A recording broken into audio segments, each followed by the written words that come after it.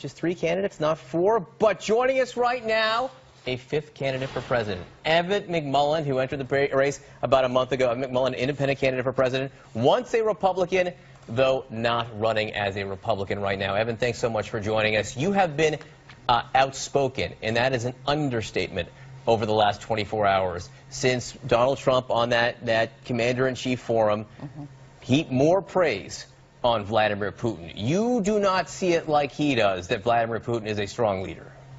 Oh, absolutely not, John. It's just so unfortunate that we find ourselves as a country debating whether Vladimir Putin is somebody who is respected and admired by a leading party candidate for president. I mean, it's just so unfortunate. Vladimir Putin is one of the primary sources of instability in this world. And the thought that we would have a Republican nominee who would be so in bed with Putin, I think, is just so discouraging and really a bad thing for our country. And any American president needs to understand what Putin is really about, that he is opposed to democracy, opposed to freedom, and opposed to our interests. You've also said that you think Trump is being manipulated by President Putin. Where do you see that? Where's the evidence? Well, Kate, the evidence is clear in just the way Donald Trump speaks about Putin. Donald Trump has never said a negative thing about Putin, as far as I can tell. Donald Trump is dependent on Russian investments from Russian oligarchs associated with Vladimir Putin for his real estate development projects. He's appointed Donald Trump key members of his staff who have other financial ties to Russia. I mean, this is absolutely out of control. I hear from some of my old intelligence friends that Donald Trump has been engaged in some activities in Russia that Vladimir Putin may be using to blackmail Trump. So there's a lot going on there that I don't think has come to light fully, but the proof is in the pudding, as they say, and you can see it in Donald Trump's actions. And the subject of proof, Evan, we don't have any proof that Donald Trump is being blackmailed here.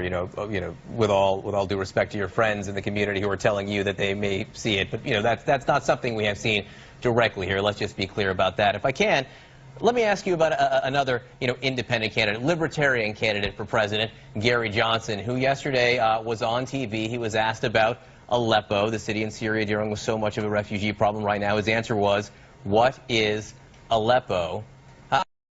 Get your reaction to that. People are asking, is that moment disqualifying? Your thoughts? Well, I just don't see Gary Johnson as a serious candidate, and I think Americans are realizing that. He has no knowledge of foreign policy.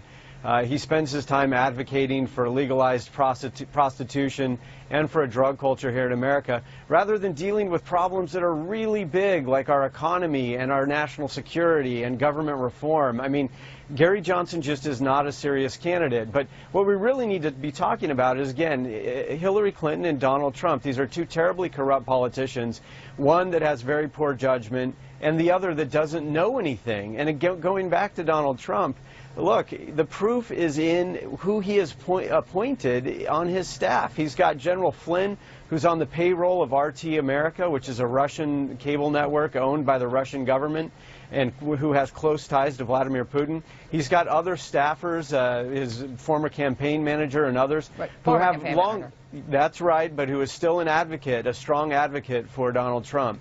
So, look, the proof is there, and this is absolutely objectionable. An American president should never have these kinds of warped views of a Russian authoritarian like Vladimir Putin. How many states are you on the ballot now, Evan? We are either on the ballot or registered as a write-in in 20 states, and we're adding more every week.